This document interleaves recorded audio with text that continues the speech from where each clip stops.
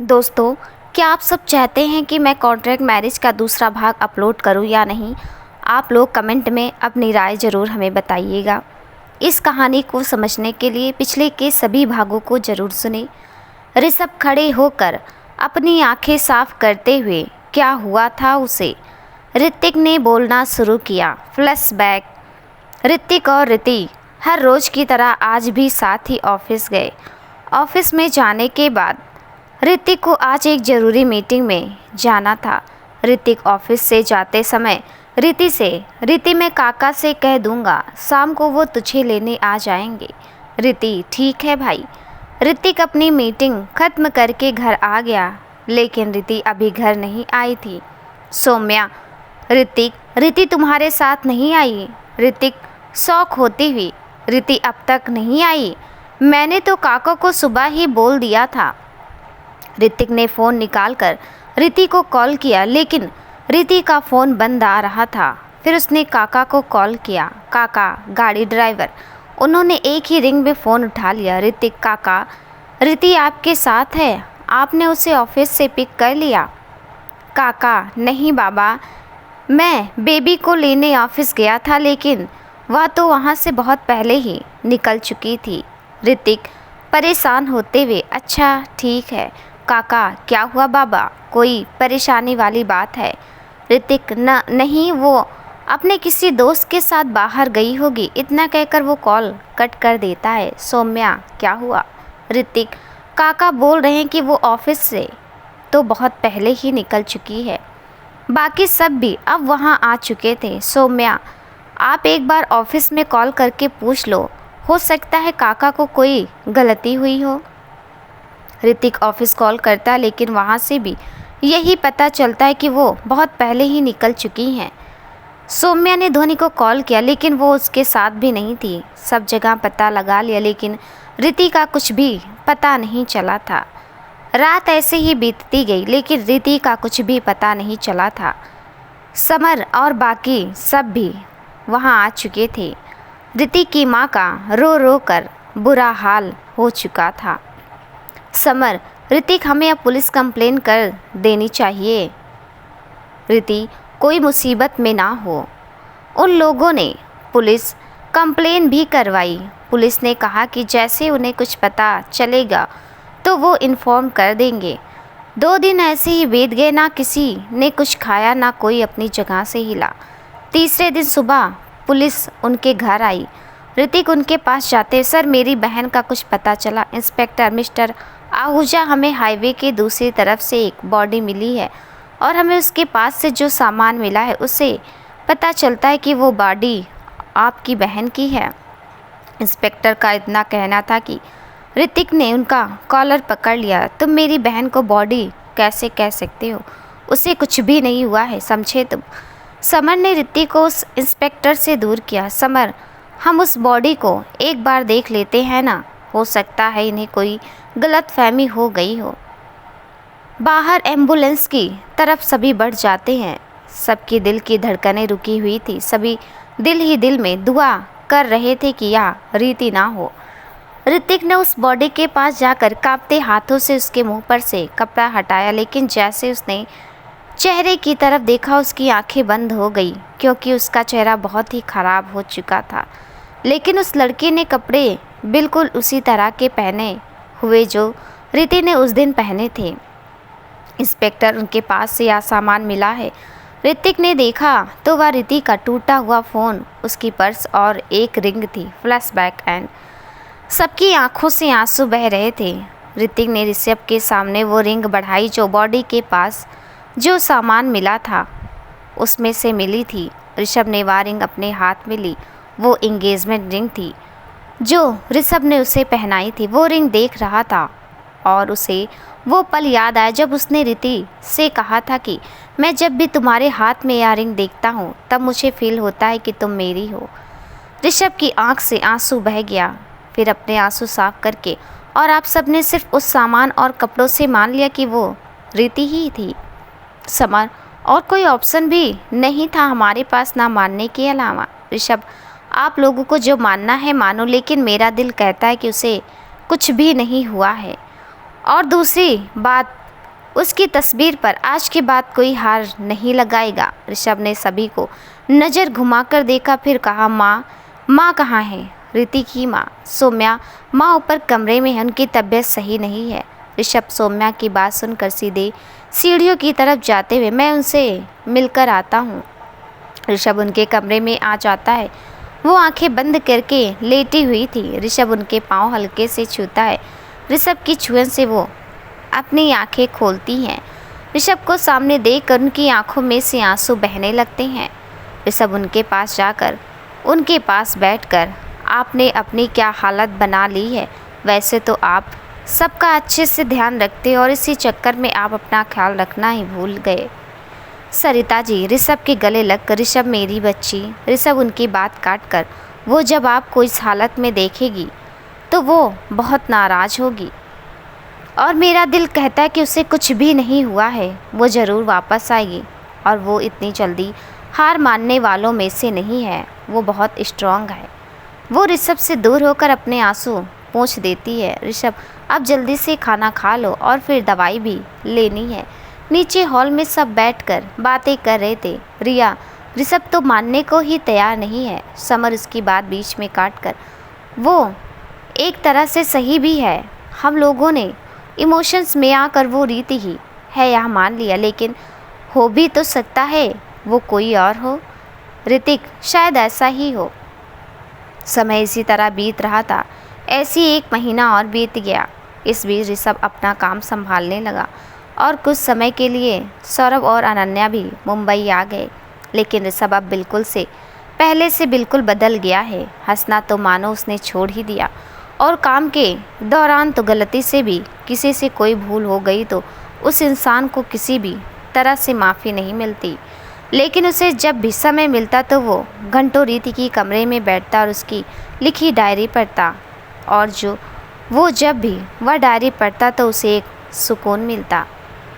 उस डायरी को पढ़ते कभी उसके चेहरे पर मुस्कान आती तो कभी आंसू बह जाते। ऋषभ आज भी उसके कमरे में था और हर रोज़ की तरह वो डायरी ही पढ़ रहा था। आज उस डायरी का आखिरी पन्ना था और उसके आखिरी शब्द कुछ इस तरह से, आई मिस हिम। ऋषभ यह पढ़ते ही, I miss you lot, please वापस आ जाओ, तुम्हारे बिना बिल्कुल भी अच्छा नहीं लग रहा। देखो मैं क्या था और क्या बन गया हूँ।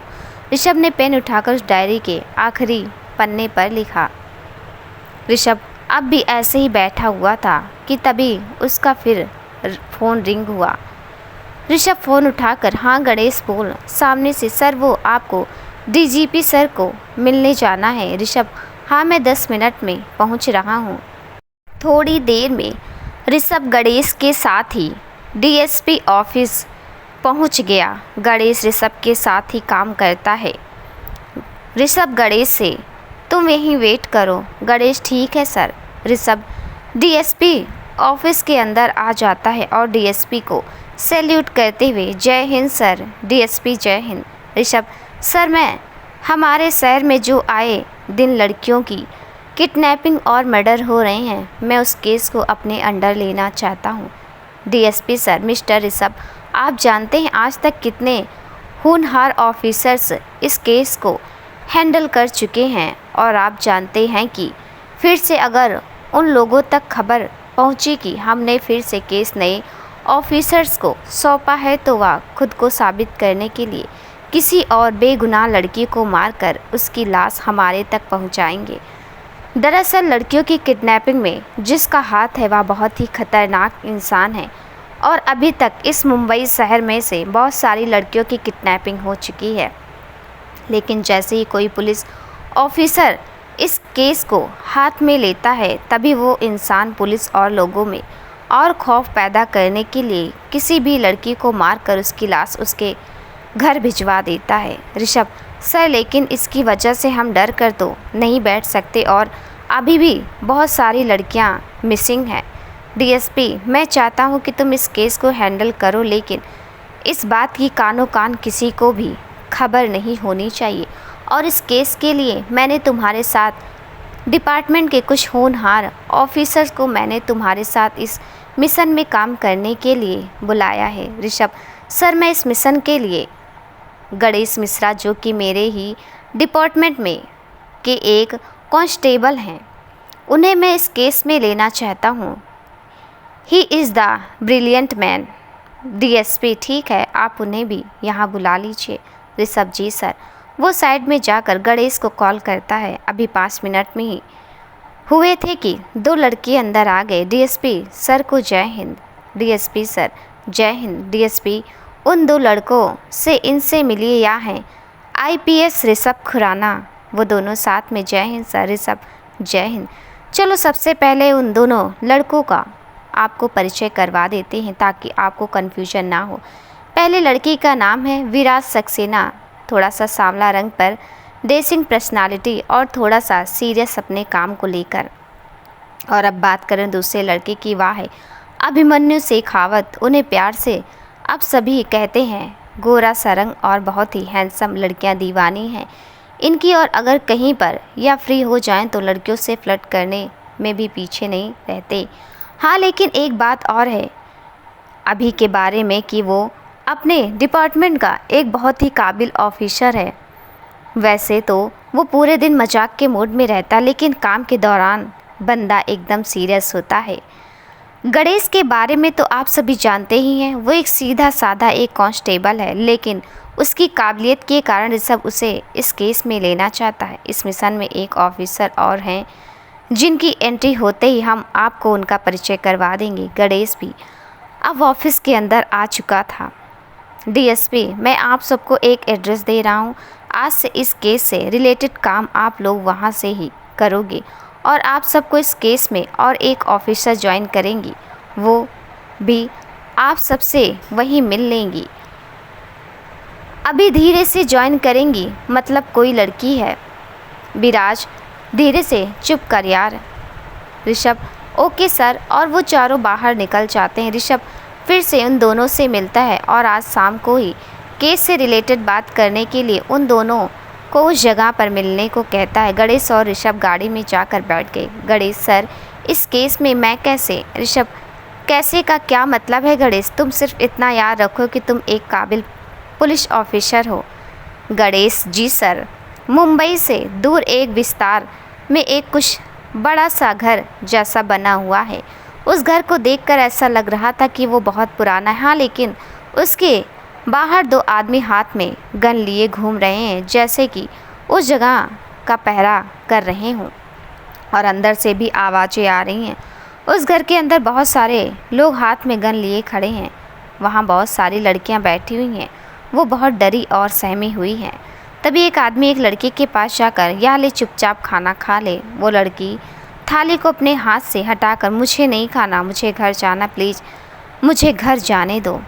वो आदमी गुस्से से जैसे उस लड़की पर हाथ उठाना चाहता है, एक और लड़की आकर उस लड़की को गले लगा लेती है और उस आदमी के हाथ हवा में ही रह जाते हैं। वो आदमी अपने दांत गुस्से से पीस लेता और कहता है, बॉस ने कहा है कि तुझ पर एक खरोच नहीं आनी चाहिए, वरना तुझे भी अच्छे से सबक सिखाता। सब कुछ तेरी इस खूबसूरती की माया है और तुझे बेचकर तो उन्हें बहुत पैसा मिलेगा, और मुझे क्या, 1 महीने बाद तुम सब अपने ठिकाने होंगे। और वो गुस्से से दांत भींचते हुए वहाँ से चला जाता है। वो दूसरी लड़की के गले लगे हुए रोते हुए थैंक यू दी और सॉरी भी। दूसरी लड़की उसके सिर पर हाथ फेर कर, सॉरी किस लिए? लड़की, आप जानते हो मैं किस लिए सॉरी बोल रही हूँ। आज आप यहाँ शायद मेरी वजह से हो। ना मैं आपसे फिर से टकराती और ना ही आप मेरे पीछे आते और ना ही आप यहाँ होते। जी बिल्कुल, आप सही सोच रहे हैं। वो दूसरी लड़की और कोई नहीं, हमारी रीति है। रीति, उन सभी लड़कियों से आप सब चिंता मत कीजिए, हम में से किसी को भी कुछ नहीं होगा। वो सभी लड़कियां रीति के गले लग जाती हैं।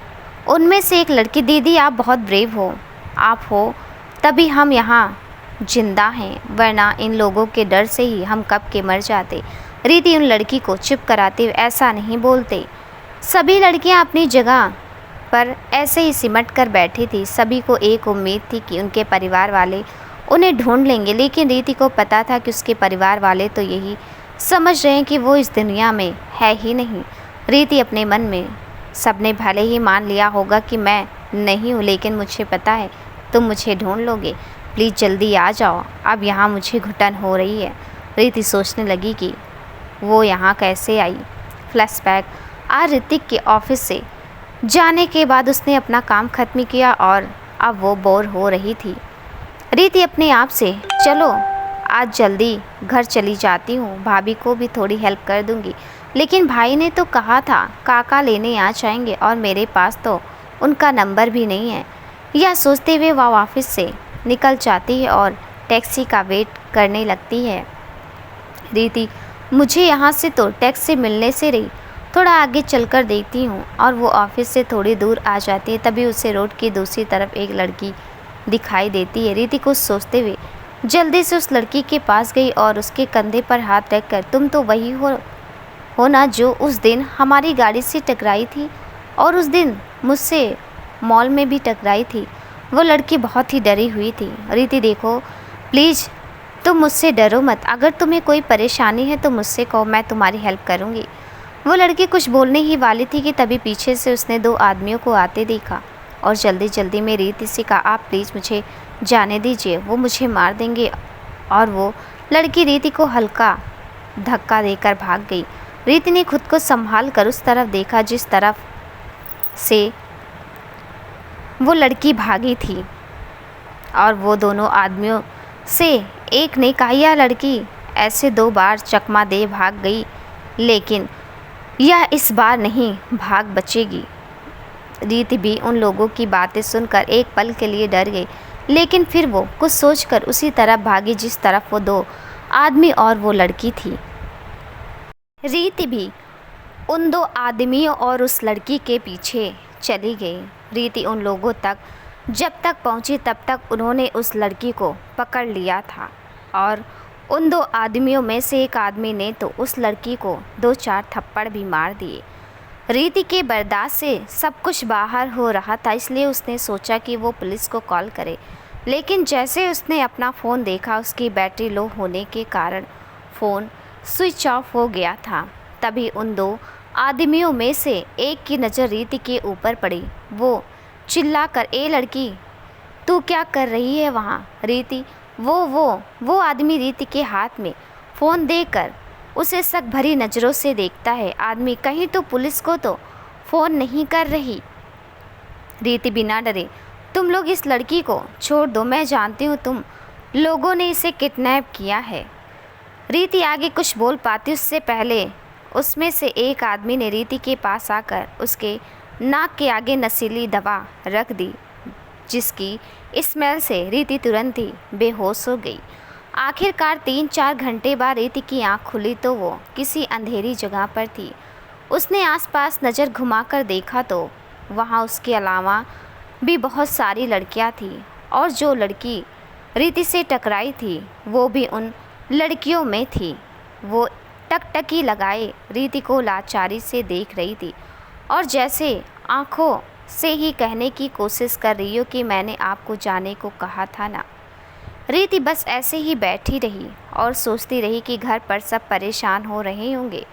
ऐसे ही दूसरा दिन भी हो गया। तभी बाहर से किसी की आवाज़ आई, सर, उस लड़की के भाइयों ने पूरी मुंबई को सर पर उठा रखा है और अगर इसी तरह छानबीन चलती रही तो हम जल्द ही पकड़े भी जा सकते हैं। तभी एक रौबदार आवाज़ आई, एक लड़की की वजह से मैं अपना धंधा खराब नहीं कर सकता। फिर कुछ सोचकर एक काम करो, उस लड़की को मारकर उसकी लाश उसके घर पर पहुंचा दो। तभी एक आदमी, बॉस, आप एक बार उस लड़की को देख तो लो, वो बला की खूबसूरत है और इससे अपने धंधे में बहुत फ़ायदा होगा। वो आदमी जो इन लोगों का बॉस है उसका नाम है पुरुषोत्तम राठौर। वैसे तो वो एक राजकारणी है, लेकिन लड़कियों की किडनैपिंग, मर्डर, ड्रग्स की स्मगलिंग जैसे अनलीगल काम करता है और आज तक पुलिस सब कुछ जानते हुए भी उसके खिलाफ एक्शन नहीं ले रही, क्योंकि एक राजकारणी होने के कारण उसने सबको खरीद रखा था। पुरुषोत्तम, चलो एक बार उसे भी देख लेते हैं।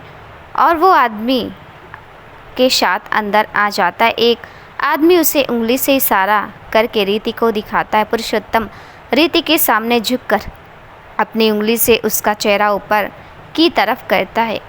वो रीति को देखकर मुस्कुराते हुए, बेशक खूबसूरत तो तुम बहुत हो और वैसे तुझे बेचने का मन तो नहीं करेगा, लेकिन क्या करूं, तुझे बेचकर मुझे बहुत बहुत पैसा मिलेगा। इतना कहकर वो हंसने लगता है।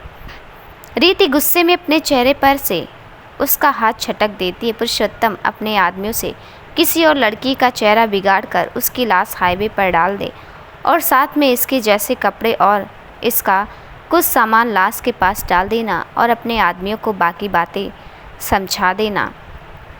वो आदमी जी बॉस।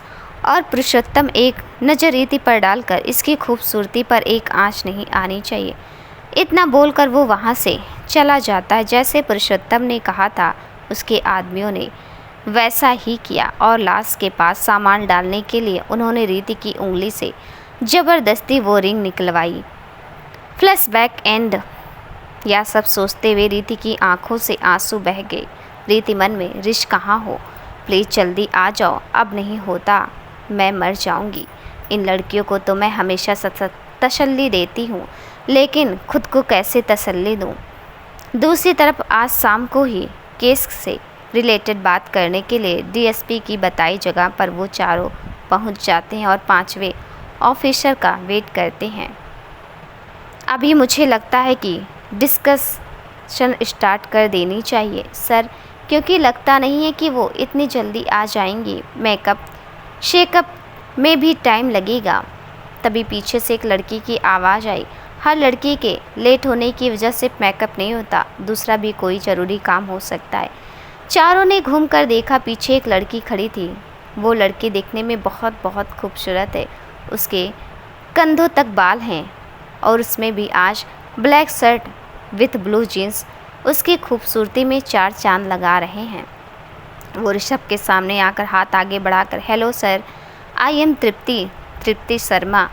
ऋषभ उसके हाथ मिलाकर अपना इंट्रो देता है और बाकी सब भी तृप्ति से मिलकर अपना परिचय देते हैं। लेकिन तृप्ति अभी को खा जाने वाली नज़रों से घूरे ही जा रही थी। अभी धीरे से विराज के पास जाकर, यार यह नकचड़ी ऐसे क्यों घूर रही है, पता नहीं खा जाएगी क्या। विराज उसे घूर कर, तो कभी सीरियस नहीं हो सकता। अभी नहीं, बिल्कुल नहीं। ऋषभ, सो गाइस स्टार्ट करें। विराज, यस सर। ऋषभ सामने आकर, सबसे पहले आज से हम सब एक टीम हैं और सर ने हमें 1 महीने का समय दिया है, लेकिन हमें इस केस को 1 महीने से पहले ही ख़त्म कर देना है। और दूसरी बात, इस केस से रिलेटेड कोई भी बात हम पांचों के अलावा बाहर नहीं जानी चाहिए। हम कोई निर्दोष लड़की की जान नहीं जाएगी। तृप्ति आगे आते हुए, सर मैंने इस केस से रिलेटेड कुछ इन्फॉर्मेशन निकाली है। इससे यह पता चल रहा है कि मुंबई में से लड़कियां पिछले 1 साल से किडनैपिंग हो रही हैं और सभी लड़कियां यहां जॉब के सिलसिले में आई हुई थी या फिर पढ़ने के लिए। तभी विराज आगे आकर एक फ़ाइल ऋषभ को देकर, सर उसमें उस सारी लड़कियों की इन्फॉर्मेशन है जिनकी किडनैपिंग होने के बाद उन्हें मारकर उनकी लाश कहीं पर भी रख दी जाती है। ऋषभ उस फाइल को लेकर उसके पन्ने पलटकर इन्फॉर्मेशन देखता है। तभी उसकी नज़र एक नाम पर रुकती है और वो नाम था रितिका आहूजा। उसकी आंखों में नमी तैर जाती है। सभी ऋषभ को ध्यान से देख रहे थे और समझने की कोशिश कर रहे थे कि उसे क्या हुआ, लेकिन वो अपनी आंखों में उतरी नमी को आसानी से छुपा लेता है और फिर आगे, और कोई इन्फॉर्मेशन? अभी जी सर, ड्रग्स की स्मगलिंग हो या फिर लड़कियों की किडनैपिंग, हर तरफ की तहकीकात के बाद एक ही नाम सामने आ रहा है और वो है पुरुषोत्तम राठौर गणेश। और सर इसमें डिपार्टमेंट के उन लोगों के नाम हैं जो उससे मिले हुए हैं। ऋषभ, पुरुषोत्तम राठौर, तुम्हें यह दुश्मनी बहुत महंगी पड़ने वाली है। ऋषभ, गणेश, तुम और विराज उस पुरुषोत्तम राठौर पर नज़र रखो, वो कहाँ जाता है, क्या करता है, सब कुछ। विराज और गणेश, जी सर। ऋषभ अभी और तृप्ति की तरफ मुड़कर, आप और अभी उन सारी लड़कियों के घर वालों से बात करो और इन्फॉर्मेशन निकालो कि वो कैसे और कहाँ गायब हुई। तृप्ति और अभी एक दूसरे के सामने देखकर मुंह बिगाड़ कर, जी सर, और बाकी की इन्फॉर्मेशन मैं खुद निकाल दूंगा। और अब ज़्यादा दिन नहीं चलने वाला यह खेल। हमें पुरुषोत्तम राठौर का किस्सा जल्द से जल्द ख़त्म करना होगा। तभी ऋषभ का फ़ोन बजता है। ऋषभ फ़ोन उठाकर, हाँ 10 मिनट पहुँच रहा हूँ, इतना कहकर वो फ़ोन कट कर देता है। ऋषभ उन सब से, गाइस हम लोग कल शाम को यहीं इस जगह पर मिलेंगे, अभी कुछ इमरजेंसी है इसलिए घर जाना होगा, इतना कहकर ऋषभ वहाँ से निकल जाता है। ऋषभ के जाने के बाद अभी पुरुषोत्तम राठौर से सर की कुछ पुरानी दुश्मनी लगती है। गणेश पुरानी का तो नहीं पता लेकिन गहरी ज़रूर है। तृप्ति मतलब विराज ने जो फाइल दी थी वो फाइल उठाकर गणेश उसे खोलकर रीति का नाम उस पर उंगली रख कर, मतलब या विराज रीतिका आहूजा। फिर कुछ सोचकर, यह तो ऋतिक आहूजा की बहन, अभी तुम जानते हो इन्हें? विराज नहीं, मतलब एक बार मिला था मेरे पापा की बिजनेस पार्टी में ऋतिक आहूजा से। गणेश ऋतिक आहूजा की छोटी बहन और ऋषभ खुराना की फियोंसे। तृप्ति क्या? लेकिन यह तो गणेश, सबको यही लगता है कि यह इस दुनिया में नहीं है, लेकिन सर को लगता है कि उन्हें कुछ भी नहीं हुआ है अभी। लेकिन सर कैसे श्योर है कि उन्हें कुछ नहीं हुआ हो सकता है कि सब कह रहे हैं वही सच हो। तृप्ति तुम यह इसलिए बोल रहे हो क्योंकि तुमने किसी से सच्चा प्यार नहीं किया। जिस दिन किसी को शिद्दत से चाहोगे ना, तब पता चलेगा, उसका दर्द तुम्हें महसूस होगा। अभी धीरे से प्यार पर पीएचडी कर रखी है। तृप्ति कुछ कहा तुमने? अभी कुछ सुना तुमने? गणेश और विराज बस चुपचाप उनकी बहसबाजी देख रहे थे। अब भी तृप्ति और अभी की बहसबाजी चालू ही थी।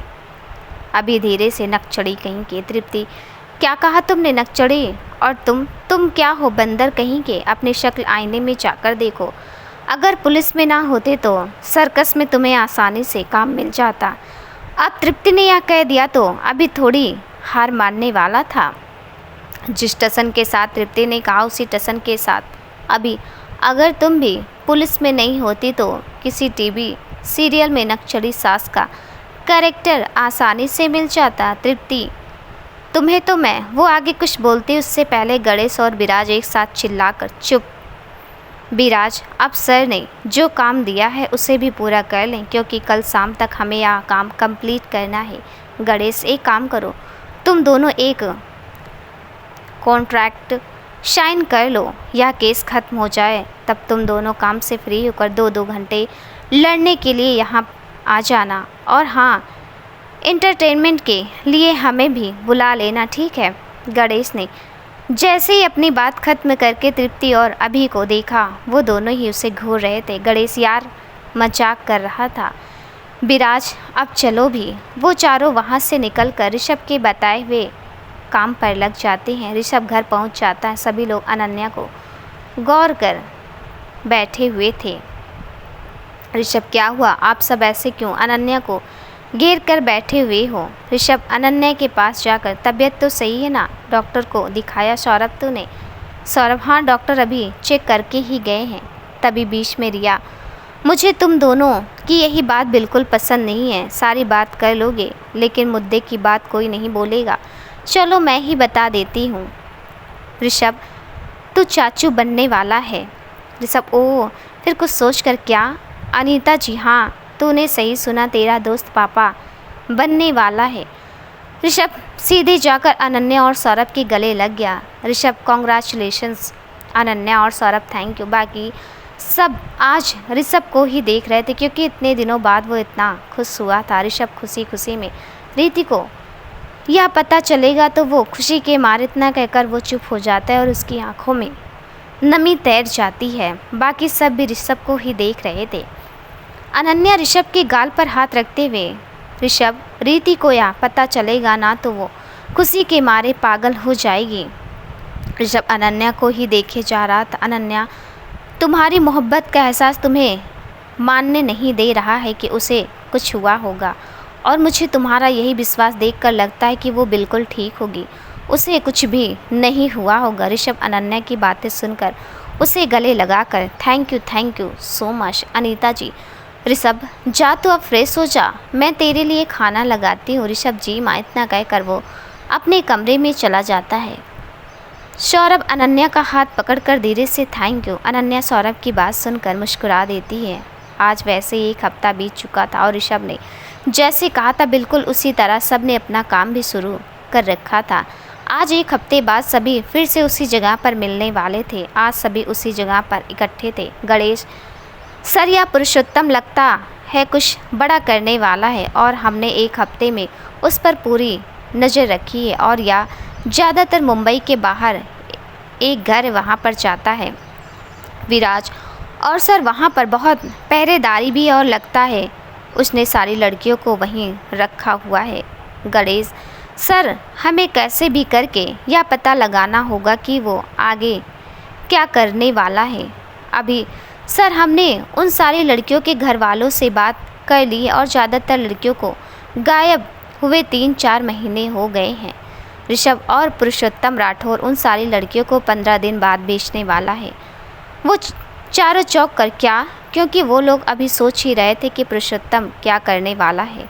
ऋषभ हाँ वो लड़कियों को बेचने वाला है, इसलिए हमें 2 या 3 दिन में ही कुछ करना होगा। ऋषभ मुस्कुराकर अब पुरुषोत्तम राठौर का खेल उस पर ही भारी पड़ने वाला है। तृप्ति मतलब ऋषभ मतलब या कि इतना कहकर वो अपना प्लान सबको समझा देता है। ऋषभ का प्लान सुनकर सभी मुस्कुरा देते हैं। वाह सर क्या प्लान बनाया है आपने। अभी सर वो लोग इसे तृप्ति को किडनैप करेंगे ना, तो सच्ची में हमें कुछ करने की ज़रूरत ही नहीं है, क्योंकि वो लोग अपने आप सभी लड़कियों को घर पर सही सलामत छोड़ कर जाएंगे। तृप्ति हाँ वो तो होगा ही, क्योंकि मैं इतनी टैलेंटेड जो हूँ। अभी अरे देवी जी इस बहम में मत रहना, वो तो मैंने इसलिए कहा क्योंकि उनका भी स्टैंडर्ड होगा ना, तो वो भी खूबसूरत लड़कियों को किडनैप करते होंगे ना। अभी की यह बात सुनकर गणेश और विराज के साथ साथ ऋषभ भी हंसने लगा। तृप्ति गुस्से से अभी के पीछे भागते हुए तुम्हें तो मैं छोड़ूंगी नहीं, अभी पहले पकड़ तो लो। हाँ लेकिन एक बात तो थी, इस स्ट्रेस भरे माहौल में अभी और तृप्ति की यह नोक-झोंक सबको हंसाने का काम करती थी। ऋषभ चलो अब मजाक बहुत हुआ और थोड़ा काम पर फोकस कर लो। तृप्ति अभी को घूर कर जी सर। ऋषभ आप सबको समझ में आ गया कि क्या करना है और हमें यह प्लान कल ही एग्जीक्यूट करना है। तृप्ति तुम तैयार हो उन लोगों के बीच जाने के लिए। Tripti yes sir. Rishabh any question. Viraj no sir. दूसरे दिन सुबह सभी एक साथ गाड़ी में थे और शायद यह मुंबई के बाहर वही एरिया है जहां लड़कियों को किडनैप किया हुआ है। ऋषभ तृप्ति से तुम तैयार हो। तृप्ति एक लंबी सांस लेकर जी सर। ऋषभ हम लोग यहाँ नहीं रुक सकते क्योंकि उन लोगों को शक हो जाएगा, लेकिन हम यहीं आसपास ही रहेंगे। और ऋषभ तृप्ति को कुछ देते हुए या अपने कपड़ों पर लगा दो जिससे हम वहाँ की सारी बातें सुन सकें। तृप्ति वो डिवाइस अपने कपड़ों पर लगा देती है और गाड़ी से नीचे उतर जाती है। वो अभी थोड़ा चल ही थी कि पीछे से अभी तृप्ति पूछे मुड़कर हाँ अभी उसके पास आकर can I hug you one time please. Tripti हाँ सिर्फ हाँ में अपना सिर हिला देती है। अभी उसको कसकर गले लगाकर ऑल द बेस्ट और शौक होने की ज़रूरत नहीं है, हम लड़ना जहाँ पर ख़त्म किया था वहीं से कंटिन्यू करेंगे। तृप्ति उसकी बात सुनकर मुस्कुरा देती। तृप्ति अच्छा आप जाने भी दो। अभी तृप्ति को छोड़कर फिर से गाड़ी में बैठ जाता और तृप्ति अंदर की ओर चली जाती है। ऋषभ अब शायद आज का दिन फिर हर लड़की अपने परिवार के साथ सुरक्षित होगी, लेकिन शायद ऋषभ को नहीं पता था कि सिर्फ आज का दिन और फिर उसे भी उसकी खुशियाँ उसकी रीति उसे वापस मिल जाएगी। तृप्ति जानबूझकर उस घर के सामने जाती है जहाँ लड़कियों को किडनैप किया गया था। वो वहाँ जाकर एक आदमी से भैया यहाँ से हाईवे कितनी दूरी पर है। वो आदमी बस बस तृप्ति को ही देखे जा रहा था। तृप्ति अरे भैया मैं आपसे कुछ पूछ रही हूँ, और वैसे यहाँ पर किसकी पहरेदारी कर रहे हो। तृप्ति की आवाज़ सुनकर 3 लोग और वहाँ जाते। ए क्या हुआ और यह लड़की कौन है। एक अंदर वो है जो चैन से जीने नहीं दे रही। तृप्ति यह किसकी बात कर रहे हैं, अंदर कौन है, कहीं आप लड़कियों को किडनैप तो नहीं कर रहे। मैं अभी पुलिस को कॉल करती हूँ। तृप्ति अपना फ़ोन निकालती है। वो आदमी तृप्ति के हाथ मैं से फ़ोन खींचकर तू फ़ोन करेगी पुलिस को, उठाकर डाल दो इसको अंदर। दूसरा आदमी तृप्ति को खींचकर अंदर से ले जाकर दूसरी लड़कियां थी वहां पटक देता है। बाकी लड़कियां भी यह देखकर घबरा जाती हैं। वो आदमी अगर ज़्यादा होशियारी की तो काट कर तेरी लाश तेरे घर पर पार्सल कर देंगे। दूसरी तरफ वो चारों उस डिवाइस के कारण यह सब कुछ सुन रहे थे। अभी सर कहीं यह लोग तृप्ति को कोई नुकसान ना पहुंचा दे। ऋषभ, वो पुरुषोत्तम के बिना कुछ नहीं करने वाले, और वो जब यहाँ पहुँच जाएगा तो उसके पीछे उसकी आरती के लिए हम लोग भी जाएंगे ना। दूसरी तरफ वो आदमी तृप्ति को पटक कर पुरुषोत्तम को यह सब कुछ बताने के लिए बाहर चला गया। रीति तृप्ति को खड़े करके, तुम ठीक हो। लेकिन जैसे यह आवाज़ ऋषभ के कान में पड़ी वैसे ही ऋषभ, रीति, फिर कुछ सोचकर, यह मेरा वहम भी तो हो सकता है। तृप्ति, आप चिंता मत कीजिए, मैं बिल्कुल ठीक हूँ और मैं आप सबको जो बताने वाली हूँ वो सब आप प्लीज़ ध्यान से सुनना। मेरा नाम तृप्ति शर्मा है और मैं पुलिस ऑफिसर हूँ, और आप सबको डरने की कोई ज़रूरत नहीं है, क्योंकि यह आप सबका आखिरी दिन है और इस केस में मेरे साथ और 4 लोग हैं, इसलिए आप सबको डरने की बिल्कुल भी ज़रूरत नहीं है। एक लड़की आकर आगे, थैंक यू सो मच, और आप भी दीदी, रीति की तरफ इशारा करके, आप बहुत ब्रेव हो।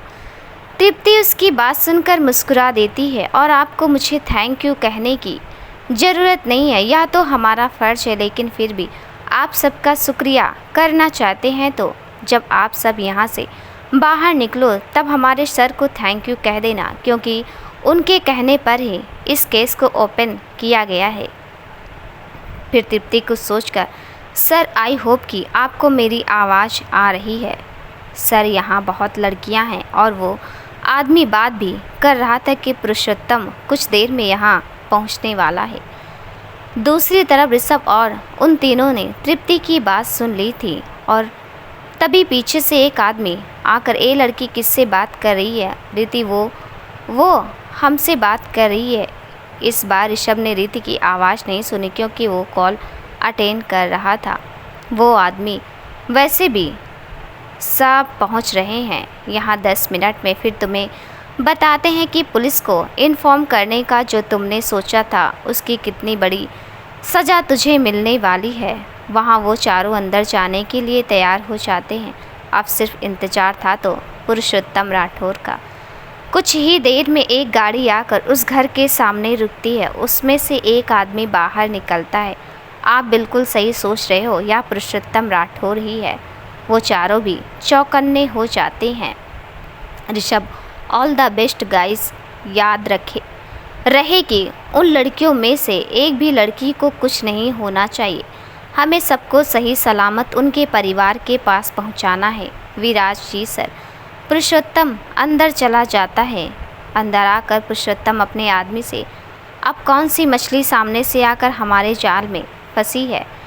एक आदमी, बॉस बड़ी शातिर लड़की है। दूसरा आदमी, मुझे तो लग रहा है यह लड़की पुलिस की जासूस है। पुरुषोत्तम गुस्से से, अगर यह लड़की सच में पुलिस वालों की भेजी हुई कोई जासूस है तो हमें जल्द से जल्द इसे ख़त्म करना होगा, वरना आज तक मैंने जो मेहनत की है वो सब बर्बाद हो जाएगी।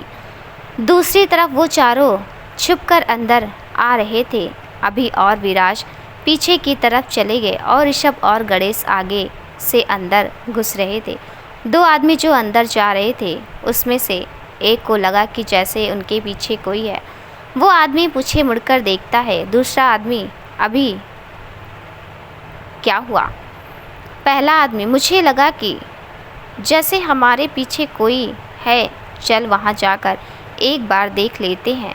और वो आदमी, दोनों आदमी उस तरफ चल दिए जहाँ पर दीवार के पीछे ऋषभ और गणेश हाथ में गन ट्रिगर किए खड़े थे। वो 2 आदमी जैसे ही वहाँ पहुँचे, ऋषभ और गणेश ने उन्हें मुंह से पकड़कर गर्दन के पीछे पिछले हिस्से पर वार किया, जिससे दोनों बेहोश होकर वहीं गिर पड़े। विराज और अभी पिछली विंडो से कूदकर अंदर आ गए। चारों अब अंदर आ चुके थे। पुरुषोत्तम जहाँ लड़कियाँ थी वहाँ जाकर कौन है वो लड़की। तभी उसका एक आदमी तृप्ति की तरफ इशारा कर देता है। वो तृप्ति को बालों को पकड़कर बोल तू कौन है और तुझे किसने यहाँ भेजा है। तृप्ति दर्द से करा रही थी। वो पुरुषोत्तम को मार के खुद का बचाव कर सकती थी, लेकिन वो लड़ती भी कितनों से और वो नहीं चाहती थी कि उसका एक गलत कदम किसी भी लड़की को नुकसान पहुंचाए। पुरुषोत्तम के पीछे उसके बहुत आदमी खड़े थे। उसमें से एक आदमी दूसरे आदमी से धीरे से चल बॉस उसको देखते हैं, तब तक एक एक सिगरेट का लश कस लेकर आते हैं। दूसरा आदमी चल, और वो दोनों उस जगह से निकलकर थोड़े आगे आते हैं। दूसरा आदमी लाइटर जलाता है, तभी पीछे किसी का साया दिखता है। दोनों जैसे उस तरफ देखते हैं तभी विराज और अभी उन दोनों के पेट पर एक एक घूंसा मारा और जैसे ही वो घुटनों के बल गिरे तब दोनों ने साथ में ही दोनों आदमियों की गर्दन घुमा दी और वो दोनों ज़मीन पर गिर पड़े। अभी और विराज ने एक दूसरे को देखा और हल्का सा मुस्कुराकर आगे बढ़ गए। पुरुषोत्तम राठौर ने अभी तक तृप्ति को 2-3 थप्पड़ भी लगा दिए थे, लेकिन इस बार जैसे उसने हाथ उठाया रही थी उसका हाथ पकड़कर तुम इंसान हो या जानवर। पुरुषोत्तम तृप्ति को छोड़कर ए लड़की, आज तो सोच रहा हूँ कि सबसे पहले तुझे ख़त्म करूँ। और वो रीति को ज़ोर से धक्का देता है जिससे वो नीचे गिर जाती है और पास की दीवार से उसका सर ज़ोर से लगता है और वो वहीं बेहोश हो जाती है। वो तृप्ति को फिर से एक थप्पड़ मारकर जल्दी बता कि तू कौन है, वरना या तो सिर्फ बेहोश हुई है और तेरा तो सीधा ऊपर का ही लाइसेंस निकालेगा। तभी पीछे से आवाज़ है और तेरा यहाँ से सीधा जेल का लाइसेंस मैं निकाल रहा हूँ। और रीति की कानों में जैसे यह आवाज़ पहुँची तभी उसकी हल्की सी आवाज़ निकली, ऋषभ। उसकी आंखों से आंसू बह गए, लेकिन उस दीवार से उसका सिर इतना ज़ोर से टकराया था कि वो चाह कर भी वो ज़ोर से ना कुछ बोल पा रही थी और ना ही खड़ी हो पा रही थी। आज से पहले उसने खुद को इतना मजबूर कभी नहीं महसूस किया। ऋषभ शायद 2 साल बाद उसके सामने था, फिर भी वह उसे गले भी नहीं लगा सकती थी और धीरे धीरे फिर से उसकी आंख बंद हो गई। पुरुषोत्तम ने जैसे ही पीछे मुड़कर देखा, उन चारों ने उसके जितने भी आदमी बचे थे उन सभी को गन पॉइंट पर रखा हुआ था। पुरुषोत्तम घबरा कर तुम सब कौन हो? अभी तुम्हारे ससुराल से आए हैं तुम्हारी खातिरदारी करने। ऋषभ, विराज और गणेश से मैंने बाकी पुलिस फोर्स को इन्फॉर्म कर दिया है। तुम दोनों इन लोगों को पुरुषोत्तम के बचे हुए गुंडे जो गन पॉइंट पर थे लेकर जाओ और डालो सबको जेल में। बाकी इसकी पुरुषोत्तम खातिरदारी हम करके आते हैं। विराज और गणेश उन गुंडों को लेकर बाहर चले जाते हैं और अभी की नज़र तृप्ति के गाल पर चली जाती जिस पर पुरुषोत्तम की उंगलियों के निशान पड़ चुके थे। अभी उसके सामने जाकर उसके मुंह पर एक मुक्का जड़ देता है, लेकिन आगे कोई कुछ करता उससे पहले पुरुषोत्तम ने एक लड़की को खींचकर उसके गर्दन पर चाकू रख दिया। पुरुषोत्तम, अगर तुम में से किसी ने भी हिलने की कोशिश की तो इस लड़की का सर धड़ से अलग हो जाएगा। ऋषभ को अभी अपने गन नीचे रखते हैं, लेकिन ऋषभ तृप्ति को कुछ इशारा करता है। तृप्ति ने पीछे से पुरुषोत्तम को जोर से घूंसा दे मारा जिससे उसके हाथ का चाकू दूर जा गिरा।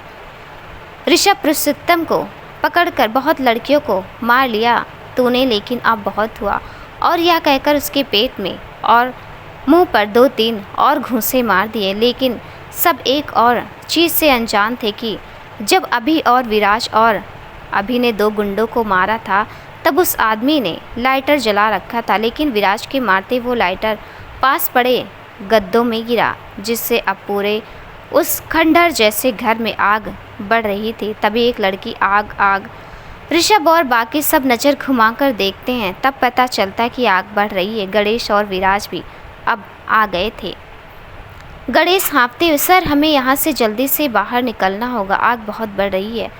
ऋषभ पुरुषोत्तम का कॉलर पकड़कर इसे जेल में डालो, बाकी सब हम बाद में देख लेंगे।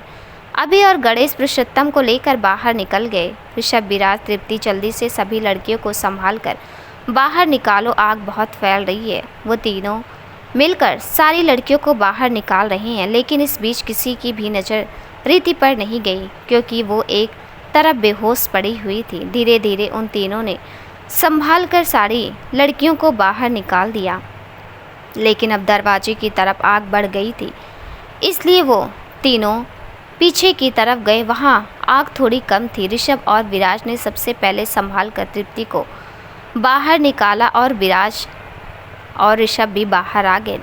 वहाँ थोड़ी दूरी पर सारी लड़कियाँ खड़ी थी। गणेश और अभी भी वहीं थे और उनके साथ साथ बाकी पुलिस फोर्स वाले भी वहीं आ पहुँचे थे।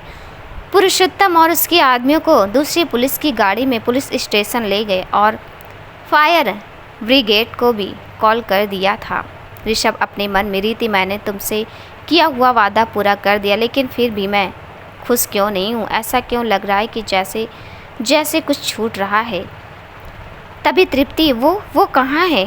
अभी वो कौन? अरे तृप्ति, अरे वो लड़की जो मुझे बचाने आगे आई थी और पुरुषोत्तम ने उसे मारा। तो तृप्ति को सोच के, अरे यार वो तो बेहोश हो गई थी, इसका मतलब वो अभी भी अंदर है।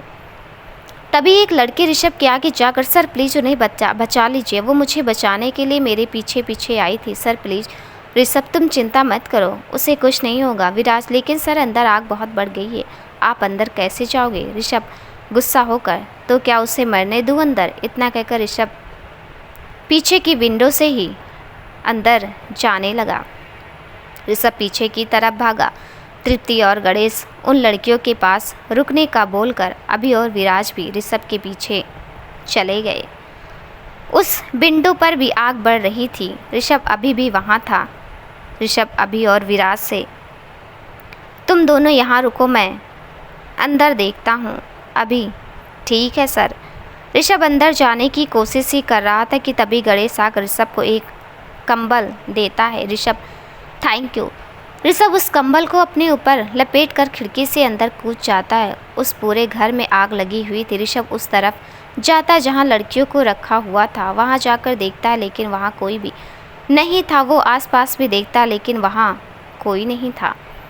और आग अब इतनी ज़्यादा बढ़ गई थी कि अगर कोई 10 मिनट ज़्यादा वहाँ रुक गया तो वो भी उसी आग में जलकर राख हो जाएगा। ऋषभ अभी भी उसे ढूंढ ही रहा था कि एक जगह पर उसकी नज़र गई जहाँ पर बहुत सारा सामान गिरा हुआ था। वहाँ थोड़ा सा हाथ दिख रहा था। ऋषभ जल्दी जल्दी से वो सामान हटाता है, लेकिन वहाँ पर भी रीति के चेहरे पर उसके बाल थे। ऋषभ सबसे पहले उसका हाथ पकड़कर नब्ज़ चेक करता है।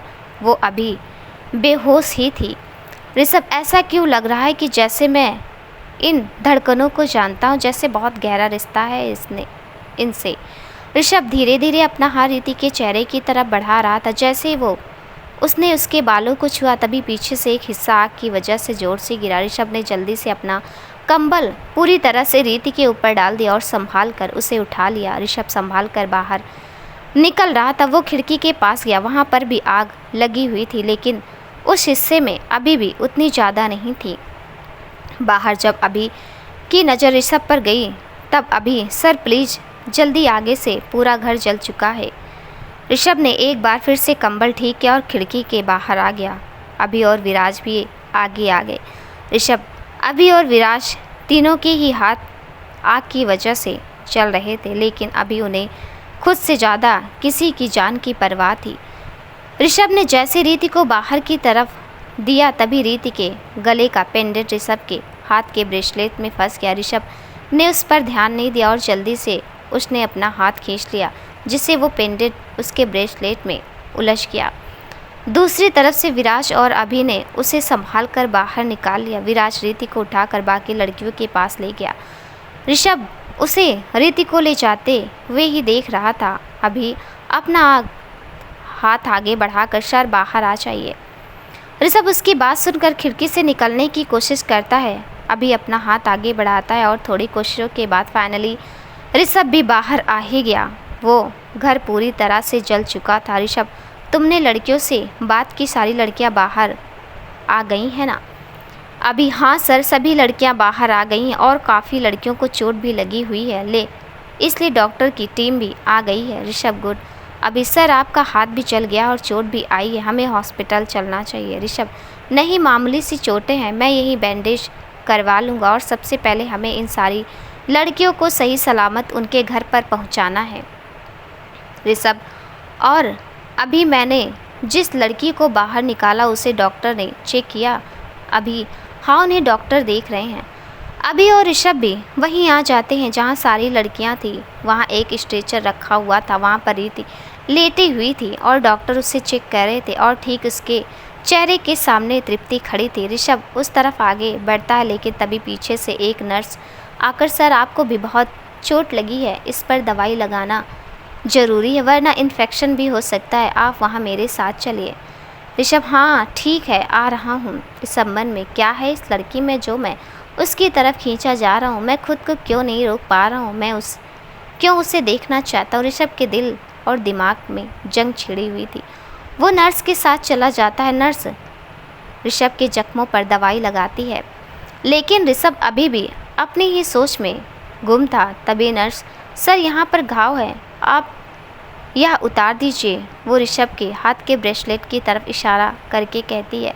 ऋषभ ब्रेसलेट की तरफ देखता है, तभी उसकी नज़र उस पेंडेंट के ऊपर पड़ती है। ऋषभ वो पेंडेंट अपने ब्रेसलेट से अलग करके हाथ में लेता है। तभी उसे याद आता है, ऋषभ यह तो उस लड़की का है। फिर कुछ सोचकर, ऐसा तो मैंने रीति को, इतना सोचते उसकी आंखों से आंसू बह जाते। इसका मतलब वो इसलिए मुझे ऐसा फील हो रहा है, शायद वो मेरी रीति है। नर्स, सर आप ठीक हैं। ऋषभ वहाँ से खड़ा होकर बिना कुछ जवाब दिए वो उस तरफ आगे बढ़ जाता जहाँ पर डॉक्टर रीति को चेक कर रहे थे। ऋषभ के कदम लड़खड़ा रहे थे। वो मन में बस यही प्रार्थना कर रहा था कि प्लीज़ भगवान यह मेरी रीति हो। आज तक मैंने आपसे कुछ नहीं मांगा, बस आज मांग रहा हूँ कि यह मेरी रीति हो। वहाँ अभी भी तृप्ति रीति के मुंह के आगे खड़ी थी। ऋषभ की आंखों से आंसू बहे जा रहे थे और बढ़ते कदमों के साथ उसकी दिल की धड़कनें भी तेज हो रही थी। विराज ऋषभ के पास आकर, सर आप ठीक हो? लेकिन ऋषभ उसके सवाल का कोई जवाब नहीं देता। वो तो बस एकटक वही देख रहा था जहाँ रीति लेटी हुई थी। वो थोड़ा और आगे बढ़ गया, तभी तृप्ति वहाँ से खिसक कर साइड में आ गई डॉक्टर से बात करने के लिए। तभी ऋषभ ने उसका चेहरा देखा, उसकी आंखों से आंसू बह गए। उसने इतने दिनों से जो आंसू रोक रखे थे वो आज रीति को देखकर बह रहे थे। उसे अपनी आंखों पर यकीन नहीं हो रहा था कि वह आज 2 साल के बाद वो अपनी आंखों से अपने सामने रीति को देख रहा था। वो वहीं घुटनों के बल बैठ गया, उसकी आंखों से लगातार आंसू बह रहे थे। गणेश, विराज, अभी और तृप्ति उसके पास भाग कर आते हैं। गणेश, सर आप ठीक है? अभी मैंने सर को बोला था हॉस्पिटल के लिए, उन्होंने ही मना कर दिया। तृप्ति, हाँ सर चलिए, वैसे भी आपको चोटें भी बहुत आई हैं। ऋषभ अभी भी कोई जवाब नहीं देता। गणेश ऋषभ के कंधे को हिलाकर, सर आप ठीक है? ऋषभ हकलाते हुए, गणेश वो मेरी रीति। गणेश कुछ सोचकर, सर वो रीति मतलब रीतिका मैम है। ऋषभ सिर्फ हाँ में सिर हिला देता है। सभी उसकी बात सुनकर हैरान और खुश थे। ऋषभ वहाँ से खड़ा होकर रीति के पास जाकर उसके चेहरे को अपने हाथ से छूता है। वो वहाँ पड़ी चेयर पर बैठकर रीति का हाथ अपने हाथ में लेता है। सभी ऋषभ को ध्यान से देख रहे थे क्योंकि किसी ने ऋषभ को आज से पहले ऐसे नहीं देखा था, और ख़ासकर ऐसे कमज़ोर पड़ते जो बिल्कुल भी नहीं। ऋषभ, रीति प्लीज़ यार उठ जाओ ना, तुमने बहुत परेशान किया है हम सबको। तुम्हें पता है मुझे आज सुबह से यही फील हो रहा है कि तुम यहीं कहीं हो, मेरे बहुत करीब हो, और अब यह नाटक बंद करो और जल्दी से उठो। ऋषभ उसका हाथ पकड़कर अपने सिर से लगा देता है। डॉक्टर सर, हमने इन्हें इंजेक्शन दे दिया है और थोड़ी ही देर में उन्हें होश आ जाएगा। डॉक्टर ऋषभ के कंधे पर हाथ रखकर, वैसे यह बहुत स्ट्रांग है। अचानक रीति अपने हाथ से ऋषभ का हाथ मजबूती से पकड़ लेती। ऋषभ उसकी तरफ देखता है। वो धीरे धीरे अपनी आंखें खोल रही थी, लेकिन जैसे उसने अपने सामने ऋषभ को देखा उसकी आंखों से आंसू बहने लगे। उसने अपना हाथ आगे बढ़ाकर ऋषभ के चेहरे को छुआ, जैसे यकीन करने की कोशिश कर रही है कि ऋषभ उसके सामने है। 2 साल बाद वो उसे ऐसे छू रही है। ऋषभ उसका हाथ अपने चेहरे से हटाकर अपने दिल पर रखता है। ऋषभ, अब तो यकीन हो गया ना कि मैं यही हूँ तुम्हारे साथ, तुम्हारे सामने। रीति अपनी जगह से खड़ी होने की कोशिश करती है। ऋषभ उसे सहारा देकर बैठा देता है। दोनों की आंखों में आंसू थे। रीति एकदम से ऋषभ के गले लग गई। ऋषभ ने भी उसे कसकर गले लगा लिया, जैसे कि अगर वो रीति को छोड़ देगा तो वो फिर से उससे दूर चली जाएगी। ऋषभ उसके बालों पर हल्के से किस कर लेता है। दोनों अभी भी ऐसे ही गले लगे हुए थे। उन्हें ऐसे देखकर सबकी आंखों में नमी थी। रीति रोते हुए, मैंने कहा था ना कि तुम जब एक काबिल पुलिस ऑफिसर बन जाओगे तो सबसे पहले मैं तुम्हें गले लगाऊंगी। ऋषभ को आज एक अलग सुकून मिल रहा था रीति की आवाज़ सुनकर। ऋषभ सिर्फ हाँ में सिर हिला देता है। Rishabh, I love you and I really miss you. रीति, बट आई हेट यू। तुम थोड़ा जल्दी नहीं आ सकते थे? मैं यहाँ कितनी बोर हो रही थी। ऋषभ, सच्ची? रीति ना में सिर हिला देती है। सब उसकी यह हरकत देखकर मुस्कुरा देते हैं। तृप्ति धीरे से, दोनों साथ में एकदम परफेक्ट लगते हैं, बिल्कुल मेड फॉर ईच अदर। अभी और क्यूट भी। दोनों एक दूसरे को देखकर हल्का सा मुस्कुरा देते हैं। रीति, ऋषभ, मुझे घर जाना है। ऋषभ, हाँ तुम जानती हो सब तुम्हें देखकर कितने खुश होंगे। ऋषभ रीति से दूर होकर उन चारों से, तुम चारों सभी लड़कियों के पास से उनके एड्रेस लेकर उनके घर पर सही सलामत पहुंचा दो। अभी जी सर। तृप्ति आगे आकर रीति से, मैं आपको गले लगा सकती हूँ। रीति अपना सिर हाँ में हिला देती है। तृप्ति झट से रीति के गले लगकर, आप बहुत ब्रेव हो और खूबसूरत भी। रीति, थैंक यू। अभी सर मैम, पर नींबू मिर्ची फेंक देना, क्योंकि बहुत लोगों की उनकी खूबसूरती पर नज़र है। वो तृप्ति की तरफ देखकर बोलता है। तृप्ति उसकी तरफ भागते हुए, तुम्हें मैं छोड़ूंगी नहीं। दोनों को ऐसे देखकर सब हंसने लगते हैं। विराज, सर आप मैम को लेकर घर जाइए, हम यहाँ सब कुछ संभाल लेंगे। और पुरुषोत्तम अभी लॉकअप में है। रीति अपना मुंह बनाकर, आप सब लोगों ने तब से मैम मैम क्या लगा रखा है? मेरा नाम रितिका है और आप सबको वो अच्छा ना लगे तो रीति कह सकते हैं। ऋतिक के घर पर सभी लोग हॉल में इकट्ठा होकर बैठे हुए थे। समर, पता नहीं ऋषभ ने सबको यहाँ क्यों बुलाया है। रिया, हाँ तो आपके यूं टहलने से वो जल्दी थोड़ी ना आ जाएगा। ऋतिक, हाँ तो यहाँ बैठ और या पानी भी। सब उसकी बात सुनकर मुस्कुरा देते हैं। कुछ देर में डोरबेल बजती है। सौम्या, मैं देखती हूँ शायद ऋषभ होगा। सौम्या यह कहकर दरवाजे की तरफ बढ़ जाती। वो जैसे दरवाज़ा खोलती है, सामने ऋषभ था। सौम्या, हम सब तुम्हारा कब से वेट कर रहे हैं और तुम्हें। तभी पीछे से एक आवाज़ आई, भाभी आप अंदर भी आने दोगे या फिर सारी बातें यहीं कर लोगे। सौम्या ने जैसे उस तरफ देखा तो ऋषभ के पीछे से रीति निकलकर ऋषभ के बगल में खड़ी हो गई। सौम्या की आंखों से आंसू बहने लगे। उसने अपना हाथ आगे बढ़ाकर रीति के चेहरे को छुआ। सौम्या धीरे से रीति और वो रीति के गले लग जाती है। ऋषभ, भाभी मेरे पैर दर्द हो रहे हैं, अब अंदर चले। सौम्या रीति से दूर होकर उसका सिर चूम कर, हाँ चलो। सौम्या सबसे पहले अंदर आ गई और पीछे पीछे ऋषभ भी। रिया, तुम दोनों को इतनी देर क्यों हो गई दरवाजे से यहाँ आने तक? और सौम्या, तुम्हारी आंखों को क्या हुआ? तभी पीछे से, मैं आज इतने दिन बाद आई हूँ तो भाभी की आंखों में इतने आंसू तो बनते हैं ना। यह आवाज़ सुनकर सबने उस तरफ देखा। वहाँ रीति दोनों हाथ बांधकर मुस्कुराते हुए वहाँ खड़ी थी। ऋतिक भागते हुए जाकर उसके गले लग गया। ऋतिक नम आंखों से, मेरा बच्चा कैसा इतना करता है? कोई कहाँ थी तू कब तक? हमने तुझे कितना मिस किया। रीति, मैंने भी आप सबको बहुत बहुत मिस किया। रीति एक एक करके सबके गले मिलती है और ऋषभ सबको सब कुछ बता देता जो रीति के साथ हुआ और इस केस के बारे में। महेश रीति के पापा ऋषभ के सामने जाकर हाथ जोड़कर, थैंक यू बेटा मेरी बेटी को वापस लाने के लिए, वरना हम सब ने तो। ऋषभ उनके हाथ पकड़कर, पापा जो भी हुआ उसे भूल जाइए और आप भी जानते हो कि रीति मेरे लिए क्या है। रीति, माँ कहाँ है? ऋषभ उसका हाथ पकड़कर उसे ऊपर की तरफ ले जाते हुए, माँ की तबीयत थोड़ी सही नहीं है। रीति, क्या हुआ है माँ को? ऋषभ, अरे कुछ नहीं, और देखना तुम्हें देखते ही वो बिल्कुल ठीक हो जाएंगी। ऋषभ और रीति कमरे में आ जाते हैं। ऋषभ, माँ देखो आज आपसे मिलने के लिए मैं किसे लेकर आया हूँ। सरिता जी अपनी आंखें खोलती हैं। वो सामने रीति को देखकर हैरान हो जाती हैं। वो ऋषभ की तरफ देखते। ऋषभ सिर्फ अपना सिर हाँ में हिला देता है। रीति उनके पास बैठकर उन्हें गले लगा लेती हैं। रीति, माँ कैसे हो? अनीता जी, तू आ गई ना, अब मैं बिल्कुल ठीक हूँ। अनीता जी ऋषभ को देखकर, तू वहाँ क्या कर रहा है? तू भी यहाँ आ जा। ऋषभ भी आकर उन दोनों के गले लग जाता है। सब ने साथ में बैठकर आज खाना खाया और आज सब सच में बहुत खुश थे। सौम्या रीति जा तू जाकर आराम कर। रीति अपने कमरे में चली गई। तभी पीछे से ऋषभ आकर उसे अपनी बाहों में भर लेता है। ऋषभ मैंने तुम्हें बहुत मिस किया। रीति आगे घुमाकर उसके गले लगकर मैंने भी तुम्हें बहुत मिस किया।